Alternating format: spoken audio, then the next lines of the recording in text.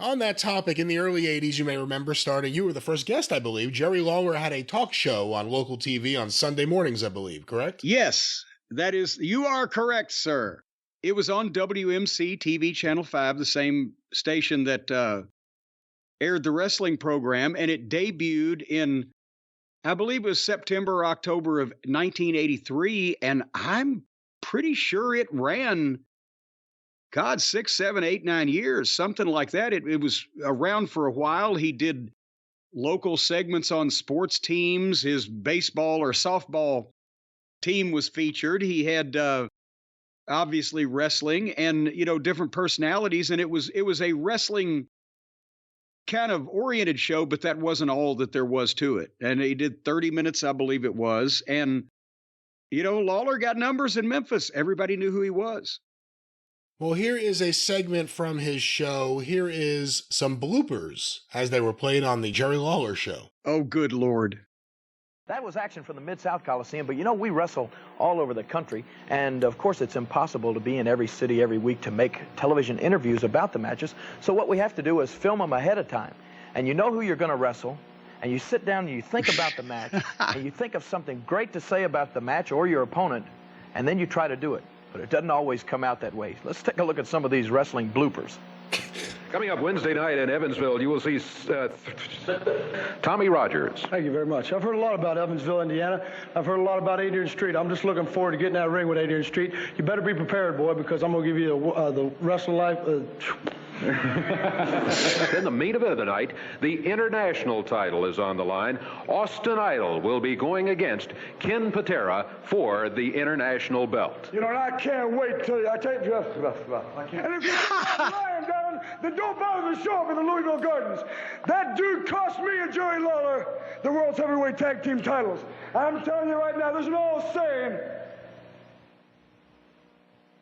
Can't remember what it is right now. In the 22-man battle royal, there's a lot of top guys, and Bobby Fulton, I may be in a 22-man battle royal, there's a lot of top guys. I might be the underdog going in, but, in a 22-man battle royal, there's a lot of men in there and a lot of top men, and there's a lot of guys least expected to win. Well, I think I'm one of them, but I could just surprise all of you. And we want to tell you about it, a special concert that'll have Jimmy Hart and the Gentrys of the, hold it, Al, we'll be around to you in just a minute. Jimmy Hart and the Gentrys with a special...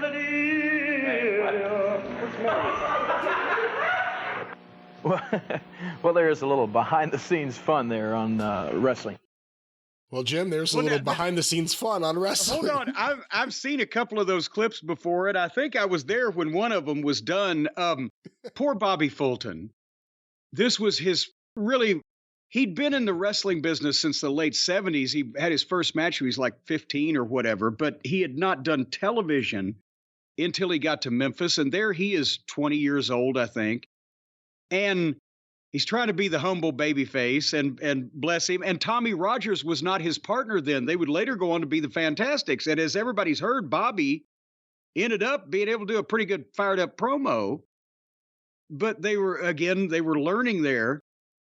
And I remember one of the one at the end of that with the opera singing with Lance, that was a clip from back in 1977. They saved this because Al Costello was managing Phil Hickerson and Dennis Condrey.